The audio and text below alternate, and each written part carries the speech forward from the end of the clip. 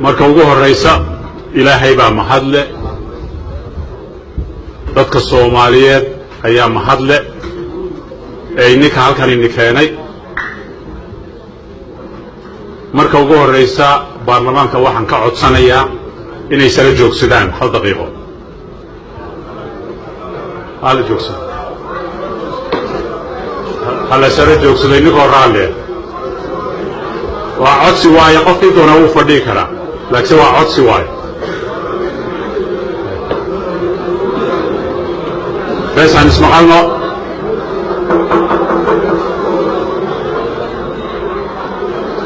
هنسمع لنا ولا ريال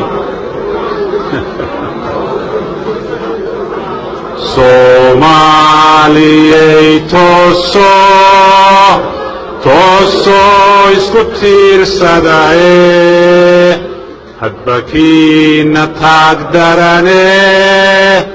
taageera waligiide waad mahadsantihiin السلام عليكم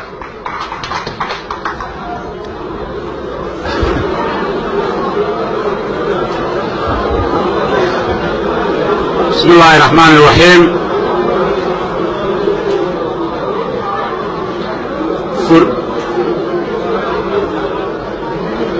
بسم الله الرحمن الرحيم waad ku mahadsantihiin codsiga aad ka soo jawaabteen waxaan ku mahadcelinayaa baarlamaanka Soomaaliyeed labadiisa guri ee annaka gudidan fursadana siiyay naguna aaminay intii itaalkayaga ah iyadoo ilaahay la hor joogo ilaahay laga baqanayo wax walba sidii hanu u aragno oon cidnaba loo eexanayn inaanu u ilaalino waxaan inaga ballan qaadiyaa anigoo guddoomiyaha inaan cidnaba loo eexanayn ilaahay hortii aakhirana sidaa lagu tagi doono taa ogaada walaalayaal horta ta labaad waxaad nagu aaminteen in la ilaaliyo annagu cod ma lihin in la ilaaliyo anshaxa doorashada madaxtooyada Soomaaliyeed si jidka loo marayaa xalaal uu noqdo waayo hadduu jidkaasi xalaal noqdo qofka ku guulaystana xalaal buu noqonayaa ballan baanu inaga qaadanaa inaanu sidaa annagoo ilaahay ka baqanana u samaynano intii taalkayaga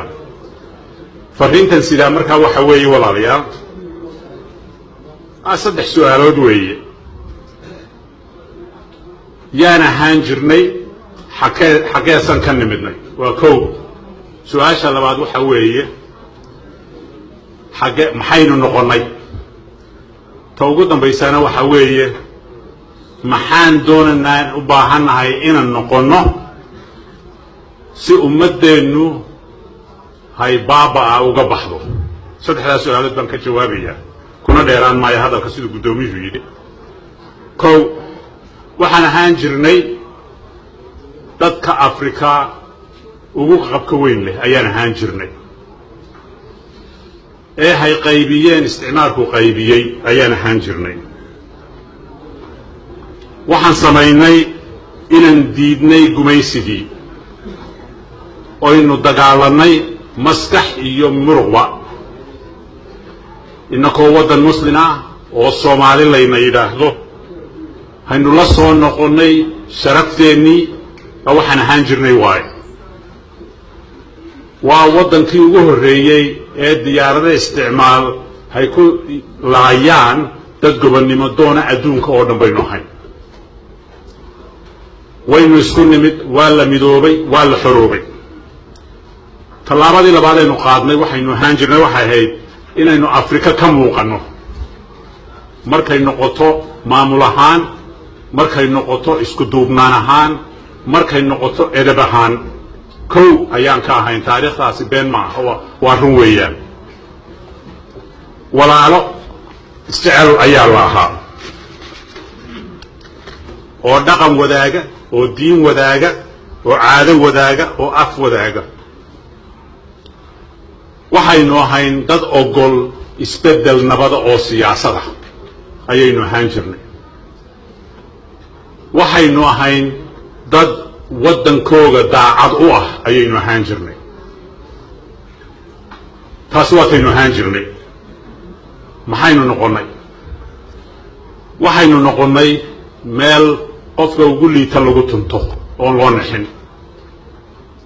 taasina waxay keentay inaynu noqonno waddankii ugu horreeyey ee la dhaho waa dawladaha saaqiday ayaynu number 1 ka noqonnay halkaynu sharafta number 1 ka ahaan jirnay ayaan saaqidnimada number 1 ka noqonnay laba waxaynu noqonnay dad yaa la waxsiiyeynahayo dadka kala baryaya abaarihii dabadheer waa la garanayaa waddamada garabkeenna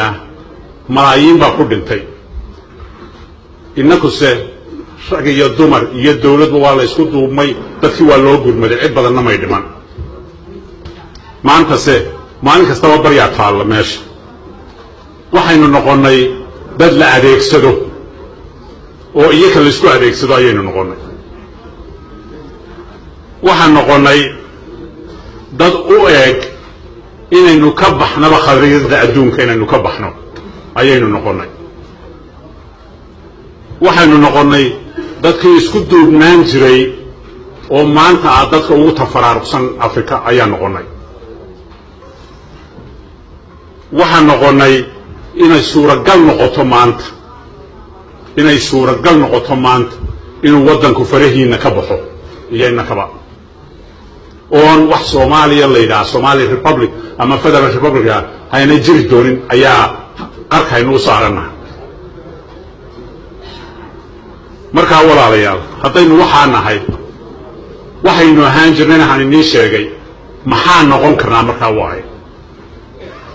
yaase ina geyn kara halkaa waaye waxa weeye yaa ina geynayaan ayaan ka bilaabayaa baarlamankan waxaan ka codsanayaa oon ka baryayaa anigoo guddida magaceega ku hadlaya inaad noqotaan dadka u dhigma dadkii SNL ka sameeyey burco 45tii SYL halkan ka sameeyey 43dii inaad noqotaan baarlamaankii gobonnimada Soomaaliyeed soo celinayay ayaan inaga baryaya walaalayaal waxaan inaga baryaynaa inaad noqotaan baarlamaankii isku keenay ee walaaleeyay Soomaali ayaan inaga baryaynaa ummaduna hay inaga sugaysaa waxaan inaga baryaynaa inuu baarlamaankani noqdo wixii tafaraaruqee jiray kuwii tirtiri lahaa inaad noqotaan rabnaa waxaan rabnaa inaad horseed noqotaan oo marka la yidhaaho dimuqraadinimo walaaltinimo iyo islaamnimo tilmaamteedu siday u eg tahay in la yidhaahdo baarlamaanka Soomaaliya Muqdisho fadhiya ayaan rabnaa Soomaali haddaan nahay waxa kaloon rabnaa waxa weeye maanta macaluul ayaa ka taagan 4 sannadood horteed sidaasay ahayd macaluush wax rabbaaniya maaha biyo la'aantaa rabbaaniya laakiinse macaluush waa wax bini aadam abuuray innikoo halkaa fadhiya uu dadkiinnii balanbalsan yahay dadkeenniina balanbalsan yahay carruurteennii hay noqotay agoomo goblan hay wada noqdeen ya hurdo inooma taallo wax dan gaarihi inooma taallo waddanku faraheennii wuu ka baxayaa ilaahay kama dhigay wuu ka baxayaa haddaydinaan inninkuna horgelin oo idinaan xalkii loo baahnaa iyo gobonnimadii loo baahnaa keenin markaas waxaan ku soo gabagabaynayaa hadalka anigoo ixtiraamaya guddoomiyuhu wakhtigii uu siiyey